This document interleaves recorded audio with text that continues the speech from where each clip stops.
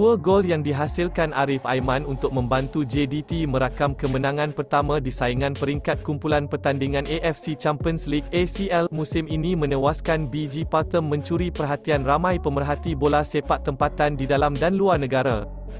Tetapi sebelum meneruskan, jangan lupa untuk melanggan saluran ini terlebih dahulu, supaya anda tidak terlepas sebarang maklumat mengenai Johor Darul Ta'zim setiap hari.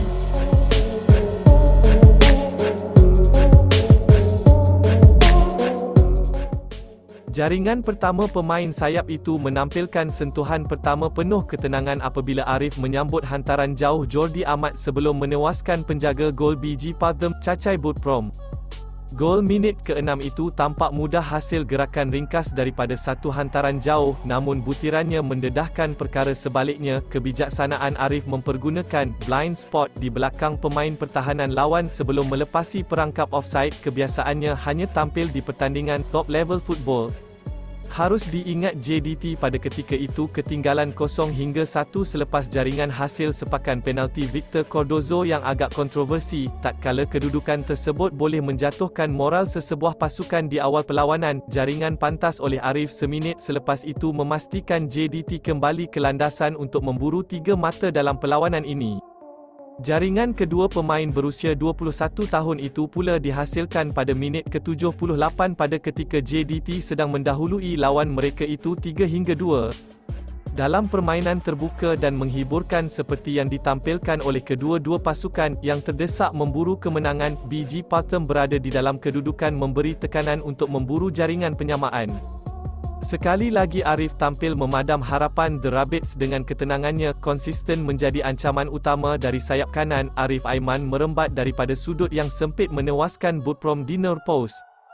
Kerayaan Arif Aiman untuk jaringan keduanya boleh difahami. Kerayaan gol yang dipopularkan oleh penyerang Manchester United Marcus Rashford itu adalah simbolik kepada fokus kebijaksanaan, selain daripada kekuatan mental yang menjadi kekuatan seseorang pemain yang melangkaui keazaman semata-mata.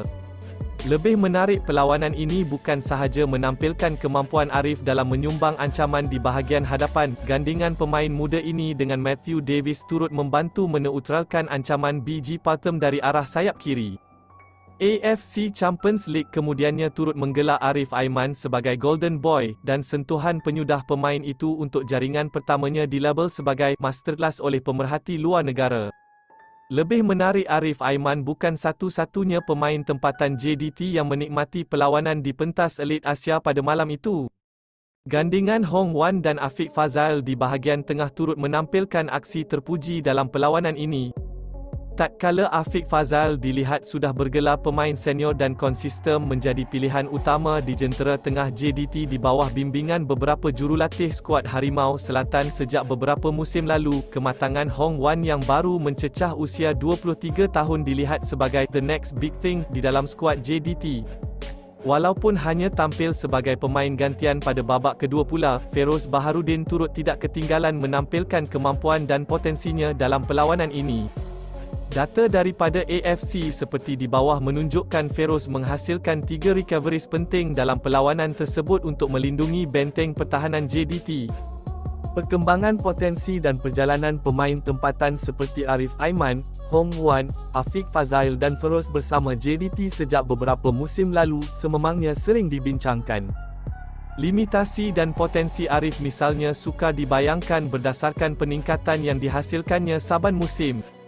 Selain daripada kemampuan teknikal di atas padang, pemain seperti Hong Wan dan Feroz turut memanfaatkan pertandingan Elit Asia seperti ACL ini untuk terus mematangkan permainan mereka, mencabar diri bersaing dengan pemain-pemain terbaik di rantau Asia. Kita semua sudah pasti mahu melihat lebih banyak bakat seperti Arif Aiman, Feroz, Hong Wan atau Afiq mampu dihasilkan di negara ini, terutamanya untuk pasukan Harimau Malaya.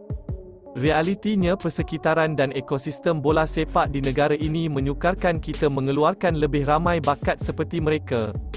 JDT memungkinkannya dengan persekitaran yang bukan sahaja membantu membina potensi dan kemampuan seorang pemain secara teknikal, tetapi juga secara mental seperti mana yang diperagakan oleh Arif, Afiq, Hong Wan dan Feroz di ACL sejak beberapa musim lalu.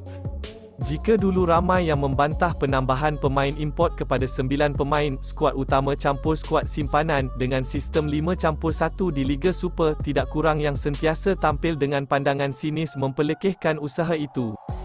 Malah peraturan tersebut seolah-olah digunakan untuk membeli kejayaan segera dengan mendapatkan pemain import dengan nilai yang tinggi tanpa lalu mengabaikan kepentingan pemain muda tempatan. Di JDT, peraturan tersebut dimanfaatkan sepenuhnya. Enggan menjadikan kehadiran pemain import sebagai alasan untuk menghadkan penampilannya, Arif, Afiq, Hong Wan dan Feroz menggunakan sebaiknya peluang beraksi di sisi mereka untuk menjadi versi pemain dengan karakter berbeza melampaui kebiasaan. Selain daripada kemampuan untuk bersaing dengan kelab-kelab besar di Asia, JDT turut tidak gagal memastikan kehadiran pemain import berkualiti seperti Fernando Forestieri, Heberty, Diogo Luis Santos, Bergson da Silva, Juan Muniz, Jordi Amat, dan Shane Lowry berperanan membangunkan karakter barisan pemain muda secara mampan. Dalam pertandingan elit Asia seperti ini turut menjadi pentas buat pemain seperti Arif Aiman dan rakan-rakannya yang lain untuk menyinar. Persoalannya, bagaimana kelab-kelab di Liga Malaysia memilih pemain import yang mampu membantu membangunkan pemain muda seperti di JDT? Bagaimanakah persekitaran kelab menggunakan kelebihan itu untuk membantu membentuk pemain muda mencapai potensi sebenar mereka? Di JDT, mereka mempunyai impian yang disertakan dengan tindakan dan pelan terancang untuk memastikan impian itu mampu dicapai. Inilah yang kita gelar sebagai strategi yang diikuti dengan pelaksanaan atau execution. Bermimpi sahaja hanya akan diakhiri dengan halusinasi, yang menjadi barah utama bola sepak di negara ini. Bakat dan potensi tidak pernah cukup untuk menjadi formula membentuk seorang pemain bola sepak profesional yang berkualiti dan memenuhi kehendak industri bola sepak moden pada hari ini. Untuk itu, pihak pengurusan kelab turut mempunyai peranan besar dalam menghasilkan persekitaran yang mampu menjadi pemangkin dalam menentukan hala tuju seorang pemain.